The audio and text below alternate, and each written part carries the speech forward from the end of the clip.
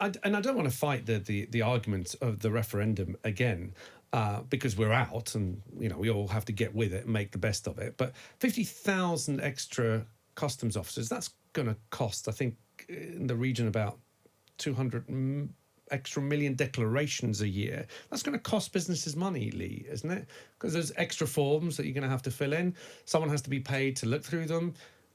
That's an extra cost. Where do we get that money back from? Where are the benefits that we're going to... You say you don't want to rerun the referendum debate, but that was what the referendum debate ultimately came down to. It was a question of sovereignty versus economic costs. And those are the people that valued sovereignty, taking back control in the slogan of the campaign, voted to leave. The people that were primarily scared about the negative impact on the economy voted to remain. And that's what, polls about why people voted the way they did showed that was the basic divide. And now we have a government in power that, as I said, leading figures were on the Leave side. They value sovereignty, and so do the people that voted them in and gave them a very large majority. And so that is now their starting point. Their starting point is we want policy autonomy back. We want to be able to decide our own rules, our own regulations, and we accept that there will be certain costs in terms of added trade friction. Do you think, though, that, sovereignty, I can't touch that, I can't feel it, I can't put it in my fridge, I can't touch spend democracy, because sovereignty is the flip side of democracy. Can I just tease that point out, because these are words that get thrown around a lot, and I don't think we necessarily understand them. So absolutely, to have democracy, you also need sovereignty, because sovereignty means that a country has no higher power or authority above it. So it means that if you elect a government, it can pass a law and it can't be overruled from any higher authority. The problem now is that you and I are going to get stuck talking about this, because actually there is no absolute sovereignty, doesn't exist. If you want to be part of any club, you're going to have to abide by some rules. Hang on. So your sovereignty gets thrown down the drain immediately. Not necessarily, because there's a difference between sovereign autonomy, which is an ability for a democracy to make its own rules, and sovereign control, which would mean total control over everything. But what I'm more interested in is like, there's a $1.5 billion cost to those extra 50,000 customs officers. A small, medium-sized company is going to have hundreds of more forms to fill at cost. It's all very well. People may be very happy with their sovereignty, but are they going to be happy paying more to run their businesses? Are they going to be happy waiting more to get their stuff from country to country? Do you think sovereignty, something that they can talk about, feel very good about, but can't touch or spend, is going to outbalance the cost that this will incur to UK businesses and UK consumers? So the point about sovereignty and democracy is that you now have a government, as we were talking about earlier on in the first half of the show, you now have a government that is trying to recast politics in the state to serve the interests of voters who feel like it hasn't been working for them for a long time. That's what sovereignty and democracy means, what taking back control means. It means not just trade facilitation, yes or no, extra customs officers, yes or no. It means all the other things attached to democracy. So the things like, for example, levelling up left behind areas, extra spending in health and education, which you could have done, infrastructure investment. Which you could have done all within the EU as well. But we didn't. Yeah, but that has nothing to do with the EU. Hang on. We didn't do it because we had a political class that had become divorced from the electorate and had retreated into its relationship with other elites in Europe. Okay. But that had nothing to do with being members of the EU. The fact that we didn't spend money in the north, the fact that we let areas like that be have underspend and suffer for it, had nothing to do with being members of the EU. It had everything to do with being members of the European Union, but not in the way that a lot of right-wing Eurosceptics think it had to do, as if there is this nanny state sitting in Brussels which is tyrannising the rest of Europe and telling it do this and do that. That's not how the European Union works, and it isn't how sovereignty and democracy were curtailed within the European Union. The European Union operates on the basis of self-restraint of ruling classes in member states. They sign up to a set of rules that tie their hands and allow them not to be accountable to their own electorates. That is how European integration works. I accept that that is an unfamiliar understanding of European Union. People can read more about it on the full Brexit website. But that is how it works in practice. The European Commission employs fewer people than the BBC. European Commission cannot tyrannise the peoples of Europe. It doesn't work like that. It's a form of self-restraint. It's a form of politics that allows elites not to listen to ordinary voters. And that's what's been disrupted through the Brexit vote. And also, we, as a country and other countries in the EU, almost outsourced responsibility for poorer areas. So you had Objective 1 status, which was very fashionable when I was starting out in journalism, where the EU would redistribute money to the poorest parts of Europe. Well, I mean, in a way, that's for our government to our government should be responding. There should be pressure on our government to spend money in areas of need. And it was Which almost we could outsourced. still do. Yes, we could still do, but But it was you're almost like it was somebody else's responsibility. And But that's only with the money that we were paying into the EU, exactly. which we is were sending 1% money to Brussels for them to send back to us to right. spend in poor areas. Well, really, but we it's could for our still- government to do that. No, and but hang on a minute. But we could still spend money in the areas that needed it most. We chose absolutely, not to. but it almost became it just wasn't a factor anymore. It was somebody else's responsibility. But Now, that's a fault of our government, not of the EU. Yeah, and as you were saying before about, it's going to be the civil service that are blamed instead of Europe. Well, actually, it won't be. It will be the government of the day, whether that's Boris Johnson or whoever. There is nobody else to blame anymore. It's our government who will be responsible for spending money on our poorer areas, and they will be accountable for that. You want a strong civil service that is going to be confident, clever, the best and brightest people recruited into it, and that they give their advice, and then the minister has then got to decide on the basis of that advice where the balance of risk lies in taking policies forward. What you don't want, of course, and this is obviously incredibly important in the whole training of the civil service, is the civil service deciding that they know best about what the right direction of policy is, and they're going to obstruct anything that goes against that a particular mindset. Okay, but here's my problem with, because I agree with what you say, and I appreciate that this government is trying to do things differently and is trying to remove obstacles seen sometimes in the civil service of people slowing things down and giving you too many reasons of why you can't do something rather than try and find reasons of how you can do something. And I appreciate that. But here's where I start getting worried. Here's an example. Your new Attorney General, Suella Braverman, in a blog post for the Conservative Home, she called the judiciary judges a small number of unelected, unaccountable judges are now determining broad swathes of public policy. Prorogation and the triggering Article 50 were merely the latest examples of a chronic and steady encroachment by the judges. Okay, that is a point of view. A lot of judiciary decisions did not go the way the government was hoping to, especially in regards with prorogation and Article 50. But last week... There you had one lot of judges disagreeing with another lot of judges who are rather more... Well, okay, but we go to the Supreme Court, and I'm afraid we're all going to have to agree that the Supreme Court has the final say, and they did have the final say. That's the law. But I mean, the Court of Appeals, three equally distinguished judges came to the opposite. Okay, but here's where I want to get to. This week, we also had a big judiciary decision which affected the third runway at Heathrow, for example. Now, the third runway at Heathrow was also, if you like, the will of the people because Parliament had passed. Absolutely.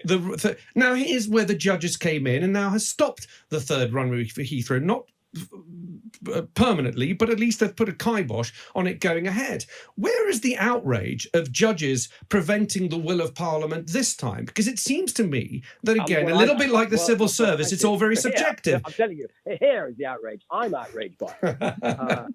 Well, you're the only one. No. Well, I tweeted out the consequences about this. It's one of the examples of bringing judicial review, I would say, is why it's now in question. The whole concept has been overplayed by a politically active judiciary. So I think Suella Braverman absolutely has a point about how far the judiciary have now got into administration of politics. It is very easy to find some policy with which a big issue like the third run at Heathrow is going to be in conflict. It is going to be very easy to find some consultation process that hasn't probably been carried out. And so if you've got a judge that wants to take a particular view, frankly, he could have come to any view that he wanted to on that. And if you've got then judges following rules terribly precisely and saying if there is anything at all wrong with this, it's not going to happen, then we're going to get very little done. How surprised have you been by Sir Philip Rutnam at the Home Office, the manner in which he has stepped down, the interview that he gave yesterday, also making it clear in his statement that he has been offered a settlement, which he refuses. He's determined to have his day in court. Is this worrying for the Home Secretary? Well, I'm quite sure the Home Secretary's worried properly about it. I'd be worried about the mental state of the ex-permanent secretary. I think it's the most extraordinary way that he's behaved. And I feel rather concerned for him because this doesn't seem a terribly. It seems a very poor judgment on his part. It's a very poor example for the civil service. Pretty Patel has only been. I'm trying to think how long since the election she has been in post trying to deliver a new immigration system, which is a huge challenge for. But would that? Sorry to interrupt you. Sorry to interrupt you. But would that excuse a behaviour which, and I quote from Sir Philip's speech, swearing, belittling people, making unreasonable and repeated demands? I mean, no matter which party you're at, no matter what you're trying to deliver, if that is true, is that acceptable? It's not. Politicians operate under huge pressure. I, of course, have absolutely no idea at all how Priti works in her department. All I know is that Priti Patel, I know in the House of Commons, who is a thoroughly determined individual, who is polite and courteous to her colleagues. She's good fun to be with, Sure, I wasn't. With all due respect, I wasn't asking you for a character reference for Priti Patel. I'm telling you that if those accusations are true, is that acceptable in your view? I'm telling you what I know about her. And if you said to me, Crispin, if you ever raise your voice or you swear, that's it. You're finished. Well, I'm afraid my career in any event wouldn't last very long. Now, and that's because I'm passionate about what I want to try and achieve, and as is Priti. And if you get too strong with people who are working for you, they're going to apologise if you've overdone it. And you had Alistair Campbell talking about this. But politics is full of people who are passionate and determined and want to deliver for the people they represent. And God help us if they're not. This isn't something new. This is what every government that comes into power has to face. But the more radical the government, the more difficulties they're going to have with the civil service. No, I understand that. But do you not feel comforted by the fact that there is a balance from the civil service? No. Really? Absolutely not. Absolutely not. The civil service is not a branch of government. It's not a branch of government. It's not about checks and balances between the executive and the civil service. The civil service exists to enact the will of the government. But what if the will of the government is going to break aspects of society? It's going to break aspects of institutions. Doesn't the civil service have a duty of care to say, look, we can enact this, the civil but service here are the warnings. The civil service's responsibility is to brief ministers to the best of their ability. And that might involve saying, Minister, this plan that you've got is going to cost this much money. We don't have that resource. This is not practical. We don't have enough officials to deliver this, whatever. And then the minister decides. So officials advise, ministers decide. And do you have any case or any evidence where the minister decided, the civil service advised, and the civil service got their way over the minister? Well, I mean, this is a long-running battle, yes, minister and yes, prime minister. Sure, but kind of do we have that evidence? That. Yeah, but that's all kind of very nicely. We talked about it earlier, and Sam mentioned exactly the same thing as we were chatting in the office. But that's a script, and it's wonderfully anecdotal. And yes, it was a wonderful series, but I'd love to see some evidence where a minister really wanted to get something done, and the civil service absolutely nixed it and said, I don't think you can't have it. Broadly speaking, it doesn't happen that way. Because then what's the problem? They resist, don't they? They put obstacles there's in the way. But I'd like people to resist. I want people to. Personally, I thrive more when I have to fight for my ideas. When I have to fight with my producer saying, "No, we will do the subject for X, Y, and Z." The worst thing you can do is have a minister where everybody else around goes, "Yes, what else is your bidding master? I'll go and do it." Government is elected on a manifesto. The people elect ministers on that manifesto. The civil service have a duty to enact that manifesto. But no one's saying they're not in that. Again, I'm looking for evidence where the civil service didn't enact wishes of a minister. What they will do, and if you talk to any minister, former ministers particularly, are more open to chatting about this, they will say there are certain mechanisms for putting obstacles in the Of way. course, and I can they imagine will how say it frustrating it will breaks, EU regulations, for example. Of course. It will be challenged in the I love the fact that you jumped on that one, Sam. but that's been traditionally, that's part of the problem, isn't it? Because for 40 years, one of the reasons they can stymie things is by saying, well, there's EU regulations that will prevent us from doing this. Or they will say this will go to the courts, this will go to a judicial review. So there are lots and lots of ways of putting obstacles without actually saying we're not doing Let's this. look at something specific, and we are speculating here, and this comes with a wide warning to listeners that we do not know the specifics of the case with Priti Patel. But let's take the deportees that were put on a plane to be sent back to Jamaica. I'm sure there was some civil servants in the Home Office saying, you can't do this. I'm sure there was kickback to those civil servants saying, don't tell us what we can and cannot do. This is what we want to get done. Do it. But actually, the judiciary stepped in and said, you're violating these people's rights, and certain people were taken off the plane. Now, is this reason for people to say, well, do away with the civil service? The civil service are getting in the way of what a minister wants to do. I think you are misunderstanding where challenge is legitimate and not legitimate. So it is perfectly fine for there to be political discussion about the direction of policy. So the arguments and checks and all the rest of it, that happens in the political domain. And then we elect a government because the people have decided that the arguments on one side are better than the other. Then there are checks and balances between the different branches of government. The executive, which is the ministers, parliament, legislature, and the judiciary. So if the judiciary says, you can't deport these people because it's illegal, it's a breach of their human rights or whatever, that's the legitimate check and balance on government. Civil service bureaucrats who are part of the executive checking another part of the executive is not a legitimate check and balance on governmental power. It's not how it's supposed to happen. Government bureaucrats are not meant to sabotage policy that they don't like. All signs are pointing towards the coronavirus spreading in the UK. Why not act now to prevent the spread before waiting until it gets worse? That's what I don't understand. I think the sense is that the virus is now here and it will inevitably spread through the population, and there's not very much the government can actually do to prevent that. If you think about all of the incredibly authoritarian measures that the Chinese government took, it was not able to contain the spread of the virus entirely. It did work its way through the entirety of Chinese society and internationally. I think there's a sense that it's in Europe, it will have to work its way through the population. And so the question then is, what do you do about that? Do you try to contain it immediately, or do you try to spread it out over a longer period to mitigate the pressure on the health system?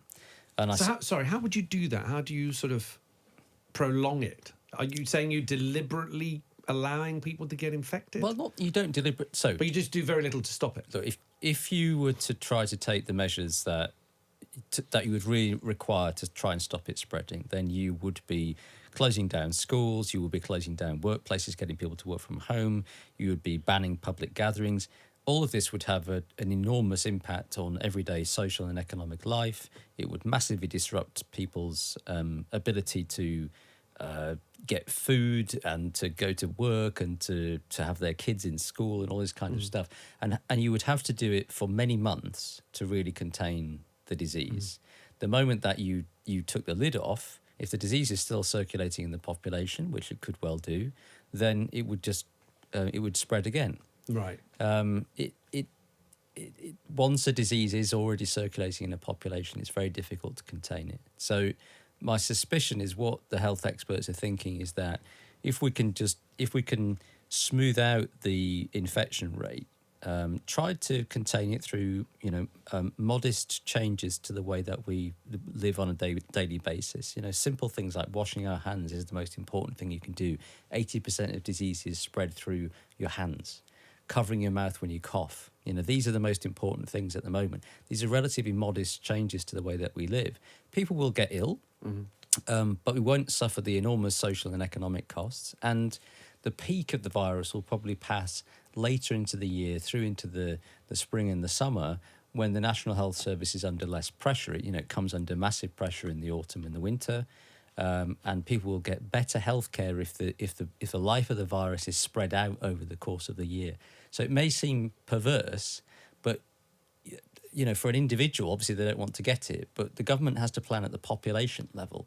They have to think about systems, they have to think about the impact on the economy, on society at large. And I think the way that they're handling at the moment is the right way to go. I think people are getting a bit too panicked about this. At the moment, the systems are responding fairly robustly. And I think, we have to, this is a serious disease, no doubt about that, but we shouldn't panic about it. And at the moment, I think sensible precautions will be enough to stop many people dying.